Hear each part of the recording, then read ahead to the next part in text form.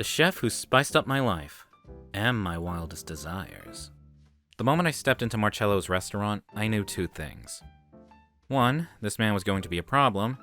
2, I didn't have time for problems. I was there to do a job, design the cookbook, get paid, leave.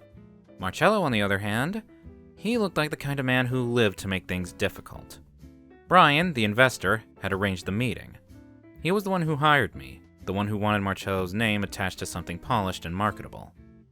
I spotted him before he saw me, standing near the open kitchen, arms crossed, nodding along as the investor spoke. His sleeves were rolled up, forearms dusted with flour, and there was a smudge of something dark near his collar. He looked like he belonged there, just like the heat and the noise. I could see that the barely contained kitchen chaos was something he thrived on. Then, mid-conversation, his gaze flicked over to me. The nodding stopped.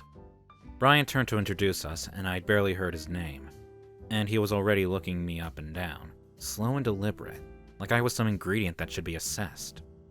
"You're the designer?" he asked. It wasn't skepticism, not exactly. Just curiosity wrapped in something too self-assured, like he'd already decided exactly what to think of me. "I am," I said, smiling the best way I could. "And you're the chef?" Marcello grinned, a sharp curve in his mouth. "I am." The investor started talking again, something about bringing new life and vision to the restaurant, but Marcello barely looked at him. His attention remained on me, like he was waiting to see if I'd crack before even starting. Which I didn't. I wasn't as soft or weak as he might be thinking, and his cocky attitude was my usual breakfast ever since I entered this working area. So, the joke was on him. I pulled out my notebook, jotting down notes as the investor outlined the project. I asked the usual questions: timeline, aesthetic preferences, marketing goals. Each time I glanced up, Marcello was still watching. Then, after a pause, he finally spoke. "You ever designed a cookbook before?" I met his gaze, an eyebrow lifting. "Plenty. I guess that's why Brian hired me," I answered with a polite smile. "Any for a restaurant like mine?" "Is your restaurant that special?" I retorted. Marcello exhaled something close to a laugh. "I like to think so." The investor laughed, clapping the chef's shoulder. "He's very particular about his work," he said as if it wasn't obvious. "Good," I said, closing my notebook. "So am I." Something shifted in Marcello's expression at that. Not just amusement, interest. The kind of look that said he wasn't going to go easy with me. And worse, some part of me already knew I wouldn't mind. The next day, when I arrived early at the restaurant, Marcello was already there. Of course. He stood at the pass, barking orders with effortless confidence, hands moving with the kind of precision that only came from years of doing this. The kitchen around him was completely alive.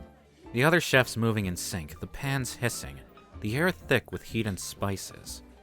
It was total controlled chaos, and Marcello was the center of it, like a maestro, his sharp eyes relentless but yet somehow kind. I stayed at the edges, observing. I needed to understand how this place worked for the cookbook. Authenticity mattered. Marcello noticed me instantly, but didn't say a word. Just gave me a flicker of acknowledgement before returning to his work, smirking like he had already won a game I didn't know I was playing. I tried to ignore him, but Marcello had no intention of returning the favor. His voice carried over the kitchen, warm and rich, and every so often he'd brush past me with a casual familiarity that didn't sit right, especially considering we just met. I jotted down notes, flipping through the menu, sketching rough layout ideas. Every so often I'd glance up, now starting to catch his glares just in time as they happened. The first time he didn't even flinch. The second time, he smirked. The third time, I stopped looking. I should focus on work, not on him. He was a brat, but I was a brat tamer. So if he was thinking he could mess with me, he was so wrong. Was he attractive? Yes. He looked like the devil? Yes. Also my type? Yes. But that didn't matter. I was there for work. After they closed for lunch, I left to handle some office tasks, then returned for the night shift, studying the restaurant's transition into a more refined dinner service. Later, after the dinner rush had slowed down and most of the staff had left, he placed a plate in front of me. "Eat," he said simply. I didn't look up. "I'm good, thanks." "You haven't eaten all night," he pointed out, leaning against the table before me. nor had lunch. Bad habit, I said, still making notes. I'll live. Not the point, he nudged the plate closer. Try it. I sighed, finally glancing up. I don't mix business with... Marcelo tilted his head. With what? Trouble. That's what I was about to say, but the way he was looking at me, amused and challenging, made the words stick in my throat. He leaned in more, and the heat of the kitchen suddenly was rolling off him in waves. What, scared you'll like it too much? My pulse stuttered. He was too close, that smug son of a... He pushed his hands back on mine before pushing the plate forward again, and I felt breathless for a second. And he noticed. Damn! The corner of his mouth lifted, his eyes darkening and narrowing. Careful, he murmured, his voice smooth and sweet like caramel. You keep looking at me like that, and I'll start thinking you want another type of meal. I did not. I absolutely did not. But as I turned back to my screen, pretending I wasn't rattled, his low chuckle followed me. Like he already knew exactly how this was going to end. The next night, I should have been prepared. After how yesterday ended, I should have walked into the restaurant with a plan to keep Marcelo from getting under my skin. But the second I stepped inside, the air was thick with him. I wouldn't be spending my days here, just dinner hours to observe the flow. Yet he was everywhere. Moving through the kitchen with practiced ease, sleeves pushed up, voice a mix of sharpness and warmth. He belonged in every inch of this place, and he knew it. When I spotted the plaque on a cleaned-off section of the counter that read Ruan, I sighed. Marcelo, across the room, smiled. He'd given me a better spot, more space, less chaos. A silent challenge. I met his gaze, held it. He expected me to thank him. I refused. Dropping my bag, I flipped open my laptop and got to work. But of course, he was built to give me trouble. A brush of his arm as he passed, a quiet comment meant only for me. Glances over his shoulder, checking if I was still watching. I played along, just to keep things interesting. I asked about the dishes, wandered around, leaned in too close while flipping through the menu just to see how he'd react. I trailed my fingers along the trim of my glass while he spoke, watching his gaze flick down before snapping back up. Hours passed, the dinner rush faded, and I was scribbling in my notebook when he finally approached, this time with no plate in front of me. His arms crossed, eyes glinting in the kitchen's dim light. You like being here more than you let on, he mused. I raised a brow. Oh? You could have taken your notes and left, but you stayed. I have a job to do, Marcelo.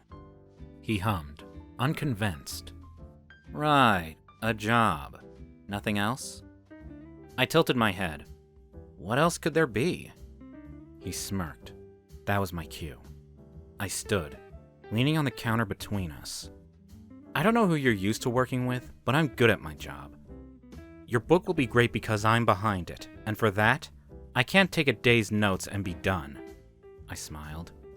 Am I bothering you? Give me a few more days and you'll never have to see me again.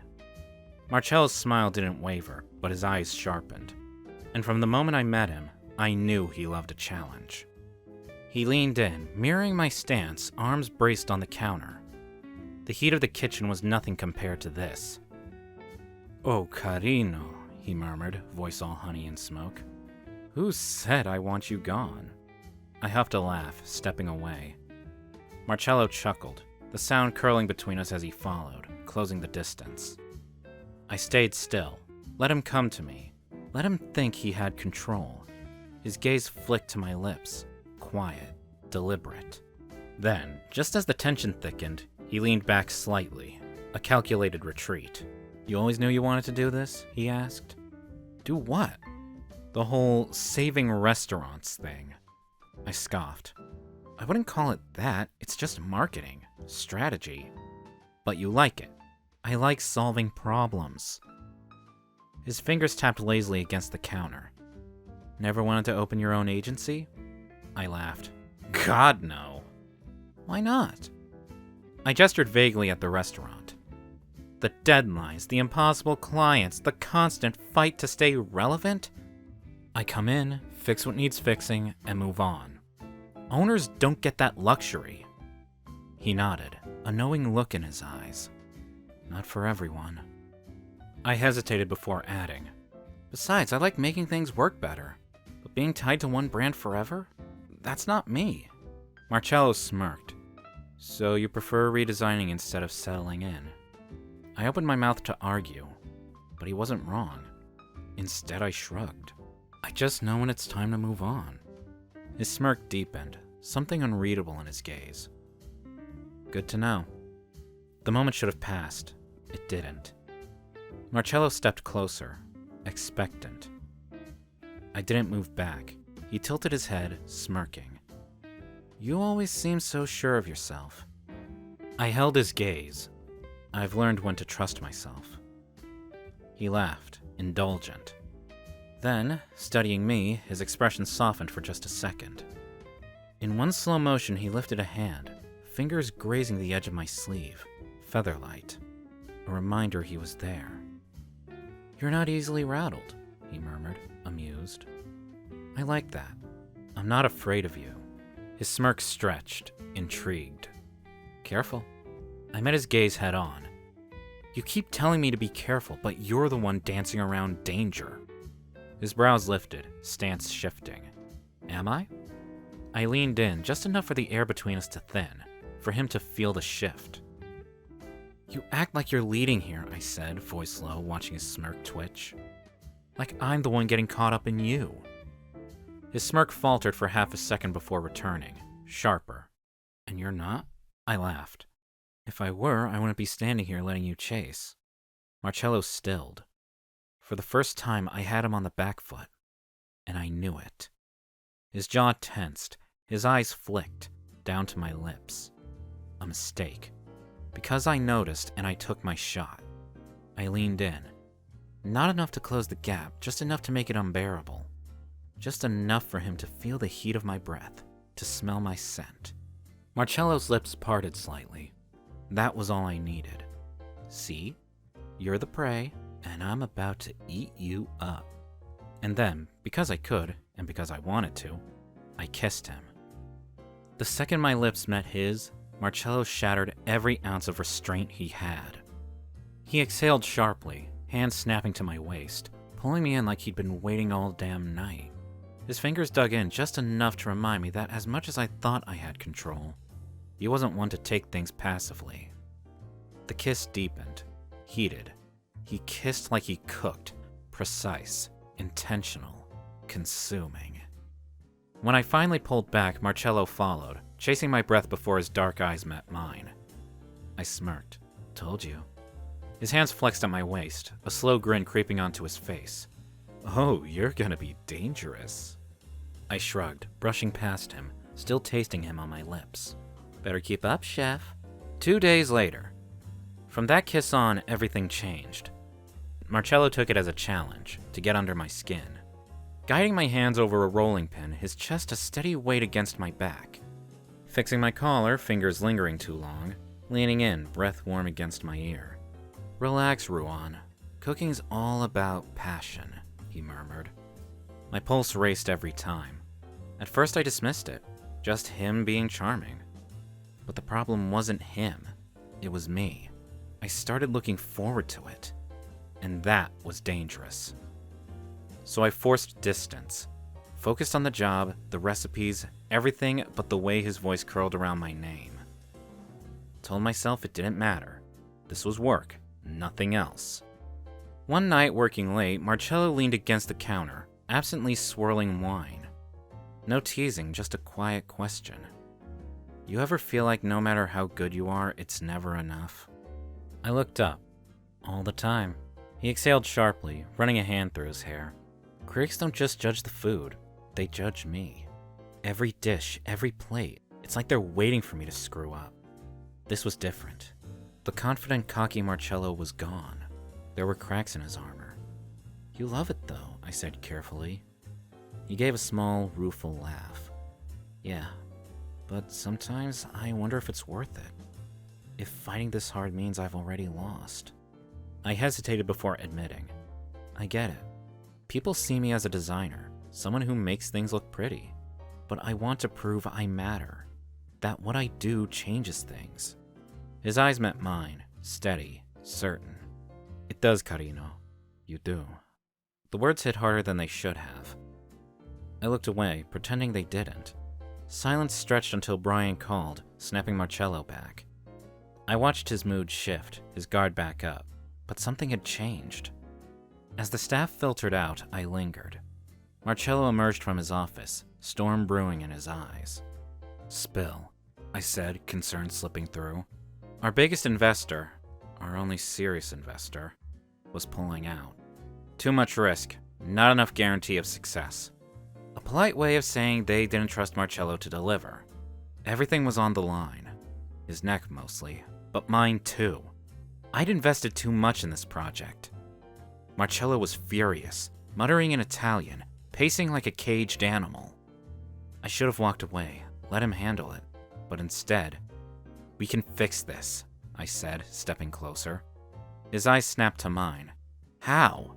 I swallowed. "Don't do this. Don't get involved. We proved them wrong," I said anyway.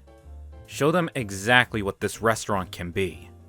His jaw flexed. Then just like that, his fire shifted, redirected, focused. "All right, Carino," he murmured. "Let's get to work." 5 days later, the kitchen had become our battlefield. Long nights bled into early mornings, the hum of the refrigerators and the clatter of knives the only constant. Flour dusted my sleeves, olive oil stained my apron, and exhaustion weighed on me, but there was no slowing down. Marcelo thrived in chaos. He moved with restless energy, muttering in Italian, adjusting sauces, plating dishes, scribbling furious notes. Again, he'd say, grabbing another ingredient, tweaking heat and ratios without hesitation. If I was stubborn, he was relentless. And it was starting to wear on both of us. We had one goal: to create a menu that would make the investors eat their words. Almost literally. And somehow, somewhere between the late-night espresso shots and the endless rounds of pasta and seafood reductions, I stopped pretending I wasn't enjoying this. I stopped pretending I wasn't watching him too closely, reading his mood like a second language, waiting for that spark in his eyes when something finally worked. And he stopped pretending he didn't notice. "Try this," he said, sliding a plate toward me one night. His fingers brushed mine, accidental but lingering, I guess. I had no idea whatsoever what was going on in his mind besides the menu. Our flirting had stopped and the kiss was left out. But it felt like something worse was replacing it with this charged silence. This unspoken battle of wills where neither of us wanted to acknowledge what was happening. And I was more shaken by those details than I should have been. I picked up my fork and tasted it. An herb risotto, silky and rich, but light enough to feel effortless. It was perfect. I met his gaze. "This is the one." Marcelo smirked, but it was different this time. Softer, like he was sharing a secret. "Of course it is. I made it for you." I stiffened. That wasn't part of the game. That wasn't teasing. That was something else, and I had no idea how to handle it. I should have looked away, brushed it off like all the other near misses. The teasing, the tension neither of us had time for. But after 5 days of standing side by side, his voice curling my name, him leaning too close while fixing a garnish, the teasing, the nights spent too near, especially the damn risotto he made just for me, I was running out of excuses. So I did the only thing I could. Ignored it. I cleared my throat. "Thank you, it's great, but we still need to fix your investor pitch." Marcelo groaned, dragging his hand down. "Can't we just cook for them instead?" I laughed. He sounded like a child. "You'll cook, but they need more than food. They need your charm." I folded my arms. "And right now, all they see is a mad scientist with a knife." "That's because I am one." I rolled my eyes. "You sound like an infant, Marcelo." He narrowed his eyes. "And you sound like you enjoy telling me what to do." "You need someone to tell you what to do," I shot back. "Otherwise you'd be throwing plates at the walls." His jaw clenched, and then something shifted in his eyes. Darker, deliberate. He took a slow step forward. "You know," he murmured, "you keep saying we don't have time for distractions." I swallowed hard. "We don't." "Then why do you keep looking at me like that?" His gaze flicked to my lips, then my eyes again. "Like what?" I asked, playing nonsense. "Like you desperately want me to do something about it." My stomach flipped, but I held my ground. "You're imagining things. Am I? His smirk widened, but there was an edge to it now, sharp and dangerous. Then tell me you weren't bothered by my lack of kisses. I laughed it off, rolling my eyes. You're ridiculous. Maybe, he tilted his head, studying me like a puzzle he was determined to solve. Or maybe you're just scared. My blood ran hot at that. Scared of what? That if I kissed you again, you wouldn't stop me this time. The silence stretched between us, thick and heavy, and I hated that he might be right. I hated that I didn't have an answer that wasn't a lie. Sighing, I stepped around him, grabbing the next dish for plating. We have work to do. Marcelo let out a low chuckle, condescending almost. Of course, Carino. But I could still feel his eyes on me, burning, waiting. The following night, Marcelo was impossible. Again. You're not listening, I snapped, slamming my hand on the counter. You keep changing things at the last second. Because it's not right, he shot back. You think I'm doing this for fun? Isn't that what this is to you? I threw my arms up. A game? You cook and act like it's just an amusement. Why would this be any different? His smirk vanished. You think I'm playing games? His voice dropped, dangerous, as he stepped closer, boxing me in against the counter. My breath hitched, but I refused to back down. Aren't you? Even I'm on the board now. Are you satisfied? Watching to see how long before I break? His fists clenched. Beneath his anger, something raw surfaced. No, Ruan, but you... You don't let me in. You won't admit this is real, he gestured between us. You keep pretending I'm full of it. I opened my mouth to argue, but came up empty. Silence hung between us. The only sound was the bubbling sauce in my erratic heartbeat. Then softer. Tell me you don't feel this too. Tell me I'm wrong. I couldn't, because I did feel it. I grabbed his shirt and yanked him in, kissing him like I needed it to breathe. He responded instantly, hands gripping my waist, mouth moving against mine as if he'd been waiting for this. The kitchen faded, heat wrapped around us, the oven's warmth, the taste of wine on our tongues, his fingers pressing into my back like he couldn't let go. We weren't just kissing. We were consuming each other. And when I ended up in his bedroom, with him between my legs, I let it all go, stopped pretending this was just work. But in the morning, I wished I hadn't crossed that line, no matter how good it felt. The next day, I woke up regretting everything. The room smelled like him. Wine, warm, bad decisions. My head throbbed, not from the alcohol, but from the weight of what I'd done. Work and feelings don't mix. I knew that. And yet last night, I let myself forget. No, I chose to.